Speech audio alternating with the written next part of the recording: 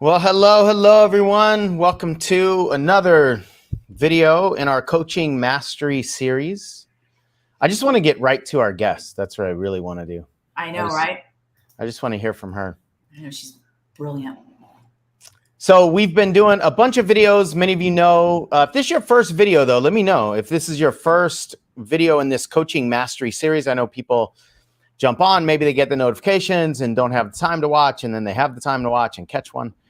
So if this is your first video, let me know. Or if you've watched all of them or most of them, let me know that too. Just kind of curious how many of you are watching all these things. We got a bunch of videos in this coaching mastery series. You can find them on YouTube or Facebook.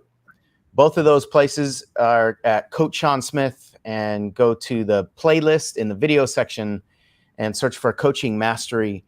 We did a couple, I think, powerful mini series inside the bigger series called How to Change a Life. There's 5 videos in that one, and the 4 stages of neurotransformational coaching success, which is so important. If you want to do deep dive coaching work, you got to understand the stages of success. And then we've been talking about a lot of good stuff throughout the course of all of it. And we're doing a webinar tonight as of the recording of this. So if you're watching this after we've done the webinar, then you can still register and get the recording. But we're doing a webinar called How to Make Really Good Money as a Part-Time Coach. Yes. We are going to normalize coaching part-time. You just got a text from somebody yesterday who said she didn't even realize how much money she had made. That is correct. Part-time, she had made how much? $11,000. Since January. That's all this year. Correct. So that's like almost $2,000 a month. I mean, think about that. What would an extra, and she still works a job. So what would an extra $2,000, like, you don't have to go in to your boss and say, hey, could you just, like, I feel like I deserve a $2,000 raise. You just give yourself the $2,000 raise. That's what I'm talking about. On the side, on the side. And she's not the only one. So we're going to talk a lot more about that. But I think it's in the webinar. I mean, I think it's so critical that we understand the value, not just that it's okay to be working part-time, but almost everybody should be doing this part-time. There are people whose circumstances align, their mentalities are aligned with going full-time, or maybe they're already doing something else kind of full-time entrepreneurial. That was my situation. But for almost everybody, you should be doing this part-time. And you'll actually go faster part-time. You'll go faster, learn more, and probably make more money part-time because of all kinds of reasons. And we'll break all those down in the webinar. The webinar link is right there on the screen, coachseansmith.com/part-time coach, with hyphens in between, all lowercase letters. And we'll see you there. So today we're going to talk about going slow to speed up. You probably don't know anything about this topic, Michelle, of doing like a lot of things or going fast. I mean, you can maybe, but you're a good thinker. You're a good imaginer. Yeah, and I'm going to take notes. Take notes. I'm going to take notes on Yeah, you should take notes on this one. We are so programmed in society to do more, to be more, to do faster, to get things done immediately, yesterday. We have a microwave mentality anyway that's built into our brains. But we also have society programming that speeds all of that up to a level that for some people is literally dangerous to their bodies, to their health. If it doesn't get to that level for you, it's not good for your evolution. It's not good for your growth. You know, this human body of ours is not designed to operate in 6th gear all the time. It's not designed to run hot all the time. But we're programmed that we should. We have internal beliefs and stories that if we need help, we're weak. if we slow down, then we're not a leader, that our families need us, that everybody needs us to go, go, go, go, go all the time. And well, first of all, let us know if you've seen this programming out there, if you've been touched by that programming. I think pretty much everybody has. And again, some of it's internal, some of it's external. But the reality is, especially on a path that requires growth, coaching being one of those paths, personal development, entrepreneurship of any kind, you will, I'm going to say almost always, just leave the door cracked open for maybe a rare example, but almost always you will go not just faster, but a hell of a lot faster if you slow down. Because the majority of the things that we're doing fast are distractions. At least they're distractions to our growth, or they're unhealthy. And it's not easy, by the way. This is not just a flip of a switch and like all of a sudden, okay, I'm going to disregard 45 years of programming. Sure. But we first have to have the awareness to recognize what things are we doing just because there are things to do, or because other people need help, or because we can do something. Just because we can doesn't mean we should. And in the entrepreneurial world, if any of you are trying to build a business, this is one of the death knells of entrepreneurship. What does that mean? Deathness sounds good. Sounds like a real authoritative, smart phrase, but I don't actually know what it means. Did you say death nail, like hammer nail? No, knell. I thought you meant nail. Like I was like, oh, it's like a nail in the coffin. Yeah. Okay. So yes, that's what I meant. Death nail. No, I think there's a phrase, death nail. But I like nail, death nail in the coffin. It's a pressure that so many of us put on us, and we just can't operate that way. So, Michelle, you've probably had enough time in just listening to me talk about it to imagine what this would be like. And you were a trained actor once upon a time, so you can just fake it right now and pretend that you know what this is about. You want to tell the people that don't know you or don't know me that you're completely being sarcastic? Okay, I'm being sarcastic. For those of you that don't know me or don't know Michelle, there's little sarcasm there. Yeah, it's a lot of sarcasm. Oh, before we go any further, Leslie Schreiner said, nice. Awesome. All right. Yeah.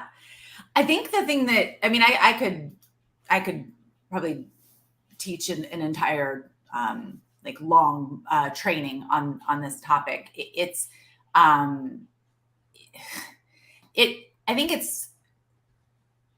think it's challenging because a lot of us, especially as coaches or healers in this industry, whether we're conscious of it or not, we think that the rules that apply to other people don't apply to us. So we think that, we tell our clients about the importance of something like this, about, working on your priorities and slowing down and giving yourself space and allowing things to take time. And everything that we're doing is coming from like an urgent, everything has to get done. We have to be available for everybody. We can't tell anybody no, especially for those of us that, want to be able to help people. And that's not even considering anybody that has like, this pattern is wrapped up in like a personal trauma response, right? With how we grew up or things that we learned around people pleasing, or where our worth and our work are so intertwined. And, I was I had messaged our guest this morning, and I was sharing with her, I remember exactly where I was the moment that I recognized that it wasn't safe in my own body to be able to slow down. So while I understood the concept intellectually, it made sense to me. I could see the value in it. It just was not something that it wasn't something that was okay for me. Even though I knew that it was important, it just wasn't something that I it wasn't something that I had the internal permission to do until very recently. And it still is a path that I'm practicing.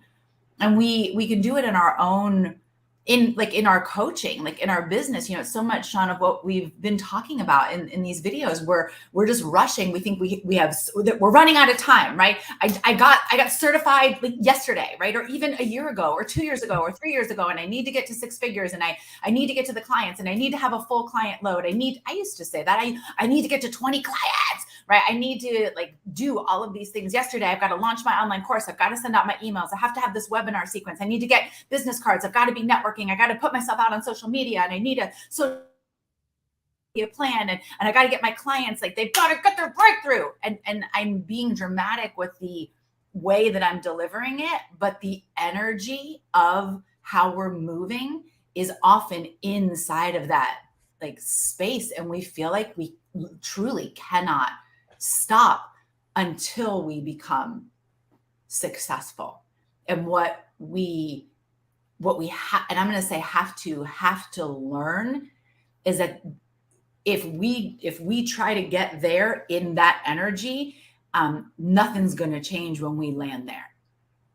Nothing's going to change.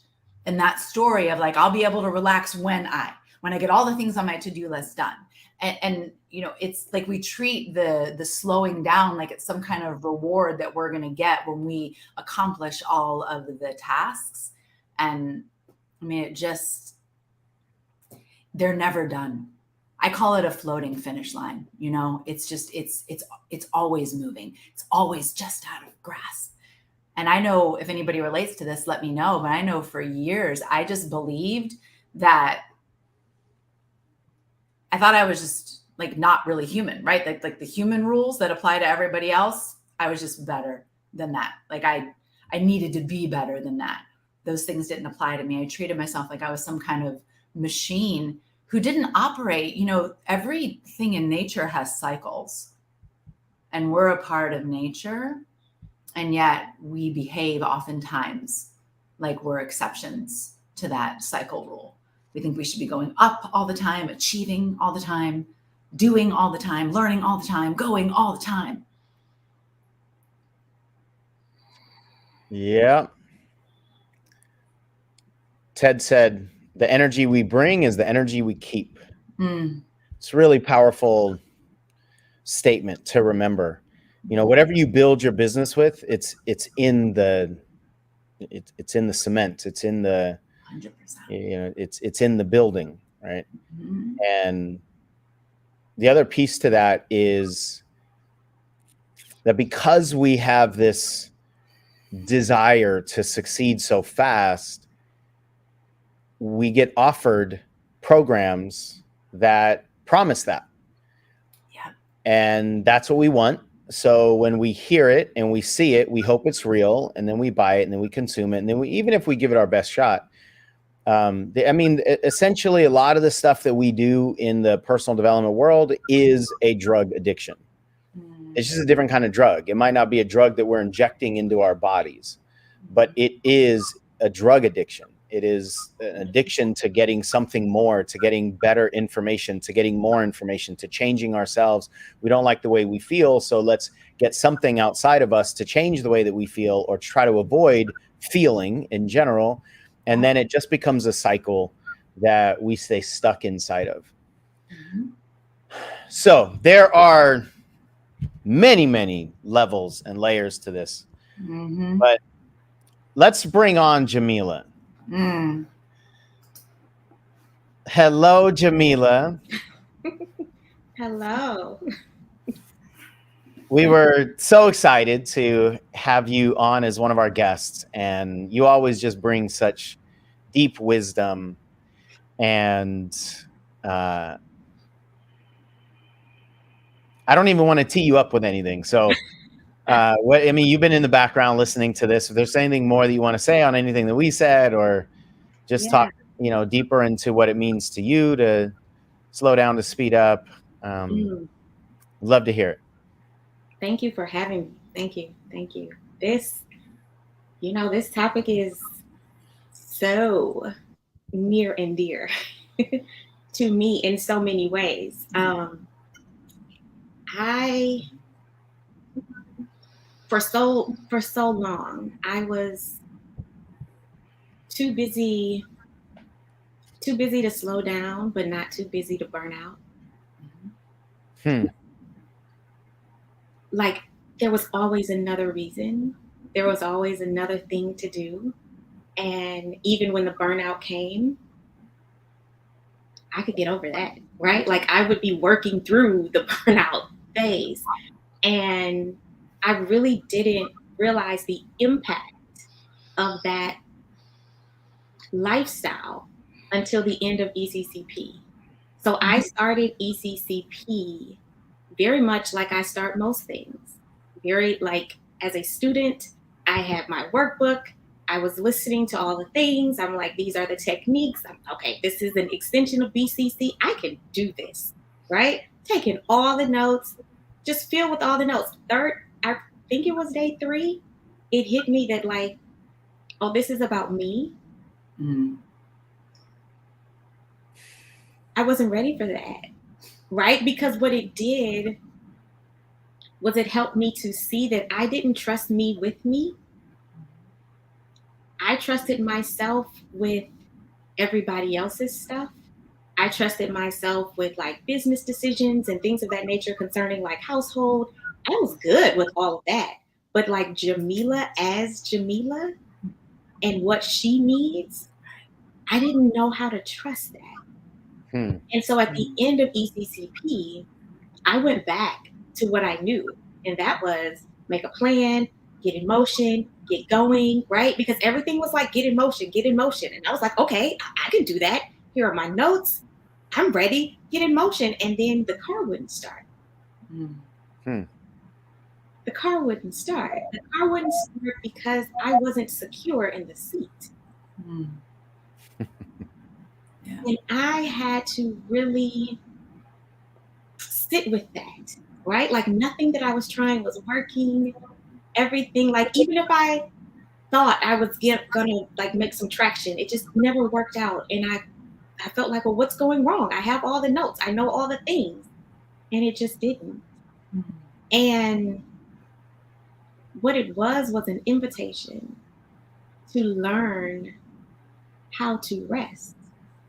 And that was something that was always very challenging for me because ancestrally, it was not something that I saw women in my family do. And really the whole notion of resting was really only surrounding napping, right? So it was like everybody was too busy to nap. And I had to learn how to expand my definitions and understandings of rest, right? And I only saw my mother really sit down when she was like folding clothes or grading papers, doing lesson plans, right? But she was still in motion. I never just saw her be. And so the notion of in ECCP was all about like, get inside with your body. Michelle was always like, check in with yourself, get inside your body. And I'm like, to do what? Because okay. And then now, right? Like where is this going? Right? Because I felt like it needed to go somewhere. I felt like it needed to do something. And I didn't know how to just be with it. And when I realized that being a student was no longer going to work in the way that I was used to it working, but I knew that I wanted to do this work, it required me to learn me. And that was an invitation I accepted to expanding my exploration and understanding of rest. And in that is where I've been able to move and expand and grow in my business is when I slow down, right? That's where I hear my mother. That's where I hear my grandmothers. That's where I receive like direction, creative flow, like all of those things is when I started practicing it and understanding that the practice does not ever look the same way, right? It won't just always, sometimes it is a nap, right? Rarely for me, but sometimes. right? And then if it is, it might be a quick nap, but that counts. It might just be stopping, breathing, getting quiet, really listening to what it is that I want to do. What does my body need? And that wasn't something I understood. That wasn't something I saw practiced, but it was absolutely hmm, it was absolutely the path to freedom. It was my path to freedom. It was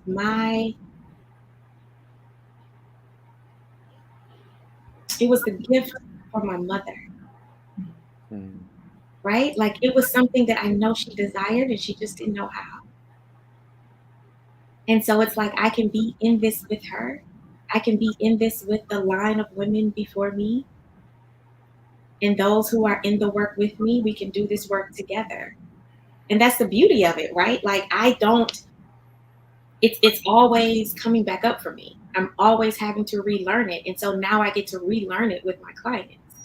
Now I get to relearn it in our group sessions, right? Like we're all doing it together. And that's something that I take a lot of, I have a lot of joy in that, in not feeling like it's mastered, and not even desiring to master it, and having no interest in that, but just constantly relearning it, staying in it, doing it with others. That's the joy. Mm. Yeah.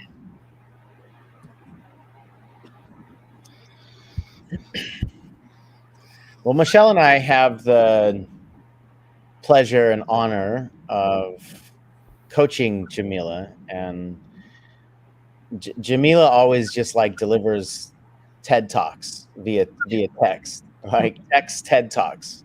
Yeah.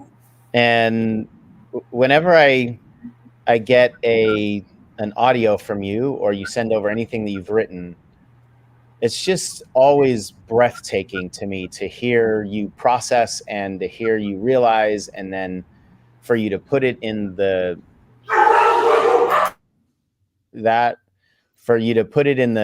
just the lyrical mastery that you do Mhm. is always so profound. And you just have so much wisdom, so much depth come into what you say. And I want to be really clear, and I think everybody's getting this, but we're not saying just slow down. We're saying slow down to speed up, because if you keep going with the speed up programming, you will get slowed down, like your body will slow you down. Your fears and doubts will slow you down, Or shut you down. or shut you down completely. Yeah. Mhm. And what we're saying is, this is the way to get better. This is the way to get physically better. This is the way to get emotionally better. This is the way to get skillfully better. Anytime that you're wanting to grow, mastery, right? So you've done just an amazing job of that, Jamila, in your life, and all the realizations that you've had. And I remember one of the things that you texted us was the art of letting go, just how profound it is to let go and to get free. Yeah. I know one of your taglines is packing light and getting free. Did I say it right? Yeah, you did. Packing light and getting free. Yeah. And it's just so profound.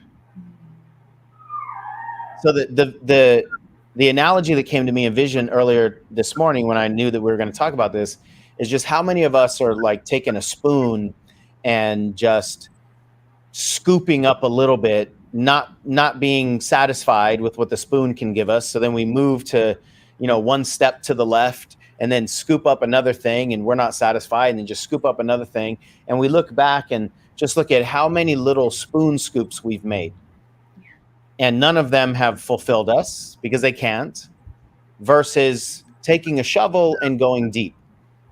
And what can that provide?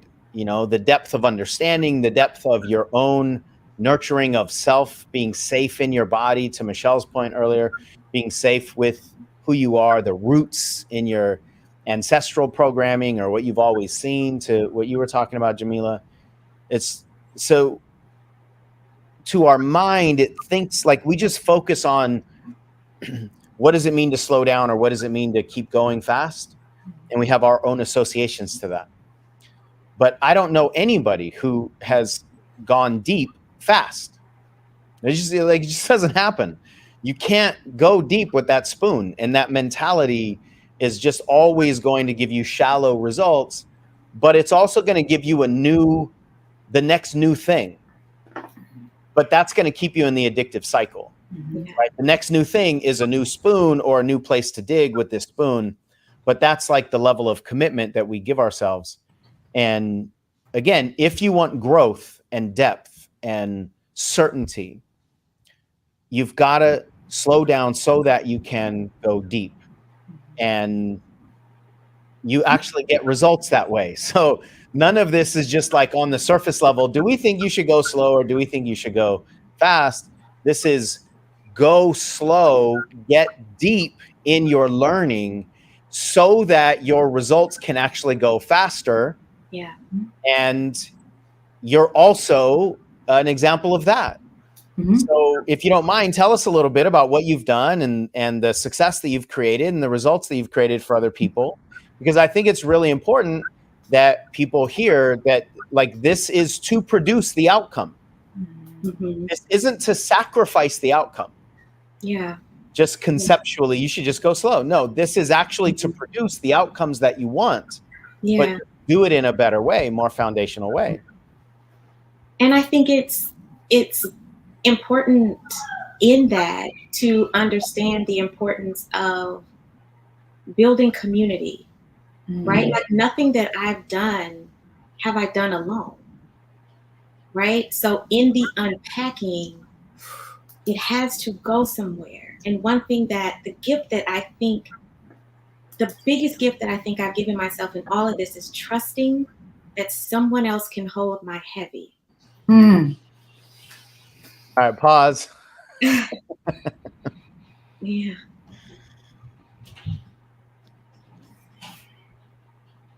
That's the gift, right? Because the thing about trying to do so many things is I was trying to do so many of them alone, right? And thinking that I had to do it alone, that I had to hold it alone, that no one else would support it, and that I needed to just be in control and try to hold the reins of all of this stuff. But trust that someone can hold your heavy. It's not meant for everyone, sure. But when you trust someone else with the heaviness of it, you'll learn somebody else has that weight too. You're not the only one with that weight.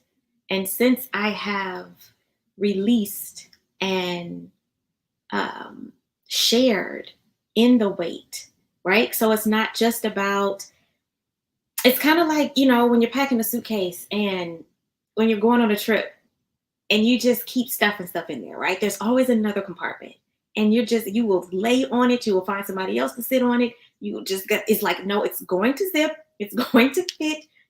You will pay extra so you don't have to take anything out. But when you let it go, one item at a time, somebody else has it too.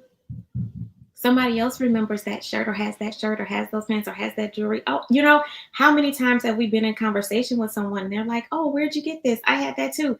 And then that leads to another conversation. It's the same with the weights that we're holding in our lives. But we think we have to do it all alone and with a smile and holding it together, and nobody needs to know. But when you can trust that someone else can hold your head, yeah, you can start to release then. You can go faster then, because you're sharing in the distribution of the weight.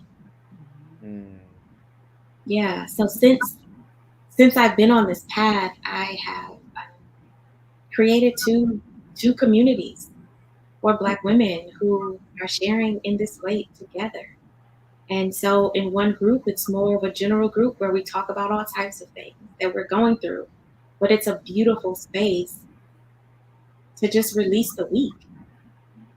Another group, our focus is intentionally on grief, joy, shame, and healing in the lives of Black women. And that's beautiful, right? Because it's a way to explore various notions and understandings of what grief is and the different ways that it impacts our lives, and the ability to know it's a space where we focus on the both and, right? Like that I can be sad and still have joy. And that's not something I always knew. And that was something that I felt I had to apologize for.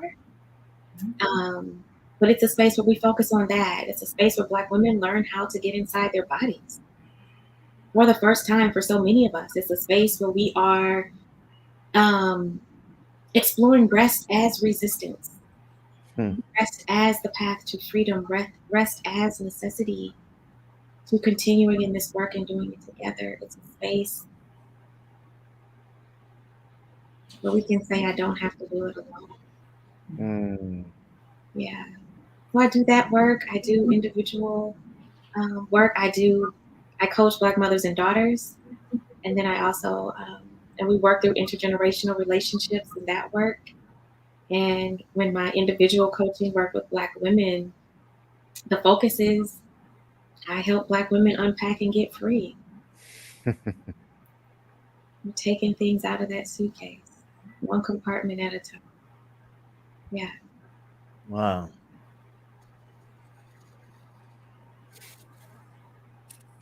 When I think of you and the work that you do, I mean, deep isn't even a big enough word.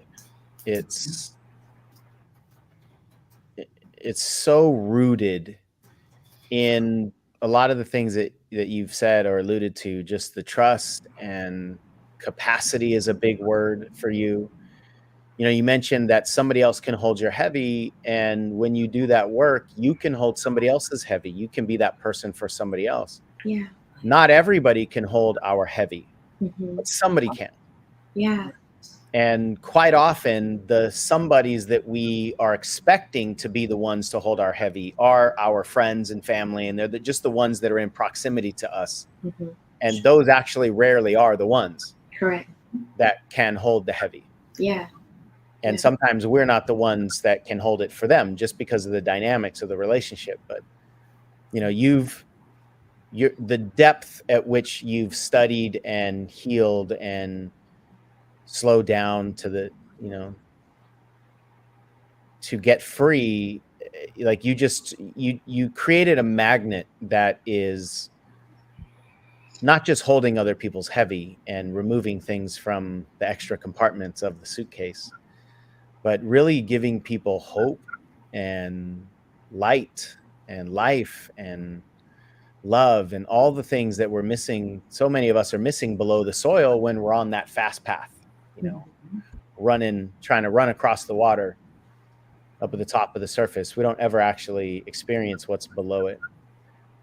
So you are, I mean, you're just as powerful as they come, because you've gone deep. And you've slowed down, and because of that, you've sped up. You've sped up your own healing and other people's healing, and your business, and you know, and your influence, and your leadership, and your teaching. I mean, you're the embodiment of this conversation, for sure. Thank you. I appreciate that. Thank you both. I mean, it definitely was ECCP that started so much of this. Right? Like ECCP was the first place where I shared my mother with people who did not know her. Right? And that was not easy. Right? Like it's, you know, we've all been there where you say, oh, type something in the comments that you're going through or whatever is the lane that the focus is on, the lens. And so I typed something about, you know, hesitancy to move forward in my work with mothers and daughters because of my mother's absence. And I started thinking about something else. And then Michelle said Jamila. And I was like, huh? You want me to do a coaching exercise around that? I don't know these people. I don't know you. You want me to bring my mother here. I Mm. don't know these people, right? And I I said yes, and I leaned into, and I did it with Lisa Kay, and I didn't know her, Right. but I could trust. And she was just looking at me and nodding, and I'm nodding back, and I'm like, okay, we're in it. My mother's here, and here we are. And that was the first time that I had ever done something that vulnerable with a group of people of which I knew absolutely no one. Yeah. But it reminded me of the necessity, because I did this work with my mother and then she died and I just stopped, right? Because it's just like, I can't do this. But I trusted that Lisa Kay could hold my heavy. Mm. Yeah. And now I'm back in ways that are far beyond what they were before. So yes, Mm. it's not a comfortable space for so many of us. And yet it's such a necessary space for the beginning of our freedom. Yeah. The beginning of our freedom. Yeah. Incredible. Mhm. You and everything you do and all the words you say all the time, just incredible. Thank you. Thank you both. The This is, beginning of our freedom. yeah, yeah. ECCP was that for me, and I'm grateful. Thank you. I That- love what you said earlier about you just had the realization that it was about you, Hmm. right? And so even with what Sean was saying about the spoons, right? It's like in that moment, then we put the spoon down and the willingness to go deep within your own self. Yeah. And just to put this into perspective for everybody, this was a year ago. Hmm. So this isn't how Jamila has just always been or has been for 10 years or 5 years or 3 years. And I think, and you can answer this for yourself, please do. But I know for me, I didn't think that I didn't think that I could get like that going deep, that it would, that I didn't think that the speed up part would happen. Right. Right. I didn't think that I thought if I slowed down, I would stop. Yes. And that was terrifying. Hmm. And it really is such a beautiful example. I mean, you just shared your mother on Facebook and YouTube. Yeah. Yeah. And this whole process that we do, we talk about this so much with us as the coach. This cannot not infiltrate the work that we do with our clients, Hmm. because that same process of them being able to slow down is a necessary part to, Sean, what you were saying at the very beginning of their growth. Hmm. And this goes back to a concept that we've talked about in some of these videos, is that we truly are not able in an energetic way to lead, to guide our clients to a place in which we have not traveled within ourselves. Yeah. And so we cannot guide our clients to that depth if we're running through everything with the spoons. Mhm. And so inside of this specific conversation, Jamila shared that it was ECCP for her. That's where it started. That actually was the same for me. That was where the work first began. If that's not it for you, my invitation is you've got to find a place where you can experience that immersion experience. You have to find a place where it can be about you, so that you can do the work that you want to do and for your own freedom. But if you can't get behind your own freedom yet, and I get that if that is you, because I was there initially, I started doing it for other people. That piece is required. So whether it is with us in this community or whether it is somewhere else, we have to, Jamila, like you said so beautifully, put ourselves in that place, in that community where we recognize I am not alone in this, and I can lead and be in the practice of this in my own life. Because it is that separation and that isolation that is a breeding ground for shame, which, at least the way it manifested in me, only made me work harder, because then I was in a race to outperform the chains of shame.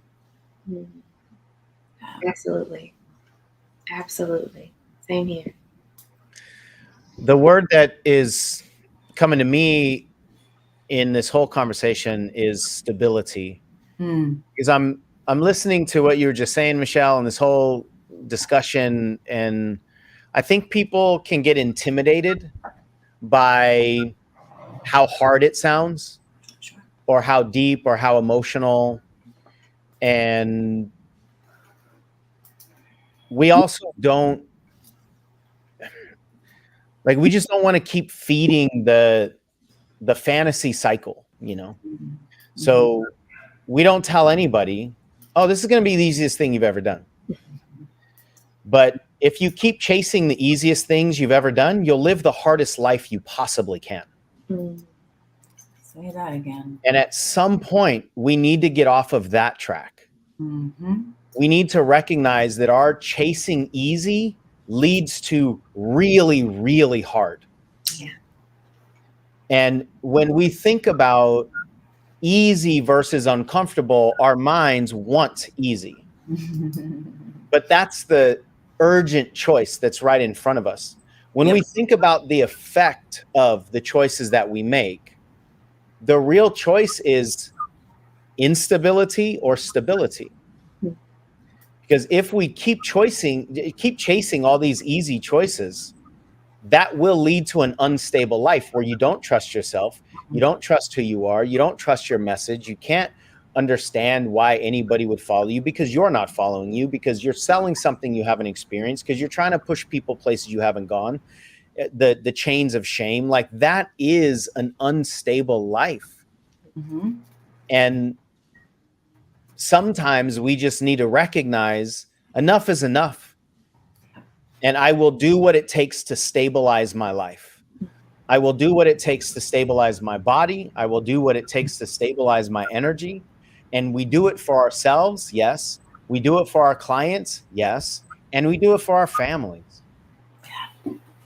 I mean, this little one of yours, Jamila, who is the explorer of the world. Yes, he is. And determined to learn everything about everything and ride a school bus to school. Yes. Like, his life will be different because of what you've done over the last year. Yeah. Yeah. And the questions that I ask him are already starting that way. Yeah. And I ask him, do you trust yourself? Yeah. He's doing something. He wants to do something. Do you trust yourself? Do you need support? That's incredible. Questions that I ask that I never even would have thought to ask. But yes, it's all because of this work, right? Like, do you feel safe? And I'll ask him if he falls down or something, instead of telling him how he feels. You know, I'll ask him to identify, like, is it your body that's hurt or your feelings? That's powerful. Yeah. I love this comment that just came in. I feel we are naturally born to grow as people. If we don't allow that, we're stunting our growth. So I want to, I mean, I don't want to end this conversation. I want to talk to you for 9 hours. Forever. Forever. But I just want to close the conversation with this concept that this is our natural state, this being exploring and learning and trusting ourselves and loving ourselves and having confidence. that all the things that we feel, most adults feel are missing, those are our natural states. Yeah. They're not missing to get from somewhere. They're missing access, but it's really about uncovering them, reclaiming them, revealing them. So this is getting back to our natural state, getting back into integration with who we actually are. So this isn't really a change of path. It's getting back on the natural path. It's getting off of the unnatural path. It's getting off of the programming that has been designed to keep us moving and moving and moving, and keeps us away from who we really are, what we want to do, our passion, our love, our joy. So we're actually getting back to integration with who we are. And for some people, that concept is so important to understand, because without understanding that you're actually going back to your natural state, it feels like you're just trying to dig into the cement. It feels like there's nowhere to go here because I've never been there. Actually, you're going back. Even if you don't remember what that was like, you are going back. You are uncovering. This work is so much more about unbecoming than it is about becoming. You don't need to become anybody different. You need to unbecome all the people that are different than who you really are. All those identities, all those patterns. It's about melting away. And you said something in one of your recent texts to us. I just pulled it up. And you said, the moment I release, I can receive. Yeah. It's all of this conversation of letting go that which is not helping you. Take the clothes out of the extra compartments. Just because there's a compartment doesn't mean you need to fill it. Yeah. Just because there's a 50-pound weight limit doesn't mean yours has to weigh 50 pounds. Right. Right. So what happens when we release, and then we actually can receive, and we can go deep? And some of that receiving is wisdom. Some of that receiving is self-acceptance, maybe self-esteem, maybe self-love, maybe trust. Some of that receiving is clients and money and success at a tangible level. But you can't do that if you don't let the stuff go that's holding you back, and you try to speed up with all the extra weight. Yeah. Yeah. And we don't have to release alone. Right. And I honestly, some of the work, and this is all individual, some of that does need to be done, like in that quiet moments, right, that you were speaking to, Jamila, alone. And having a container, a community container, where we feel like it's like a safe home base to do that work. That's been everything for the people that I've seen, myself included, move through that experience. Absolutely. Yeah. It's the community and the support when things do get uncomfortable. And there's no such thing as comfortable growth. It's just literally impossible in every single way. So your only choice is to grow or not grow. If you choose to grow and you choose stability, it will be uncomfortable. Then your choice is, will you get help and support and be in a group that has the capacity to hold you when it gets uncomfortable? Yeah. And it's all possible, and it's all doable, and it doesn't ever shock us anymore because we see it so many times over and over and over again. And there's nobody that is incapable of doing this work. It's just that most people are unwilling. Yes. Yeah. Authentic growth is messy.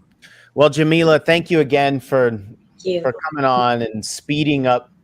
You slowed down, but you sped up time somehow. There's no way the clock was going the right time. It seems like it went by so fast. But that's what certainty and depth and sacred conversations feel like to me. And you certainly bring all of that. Thank you both. Thank you.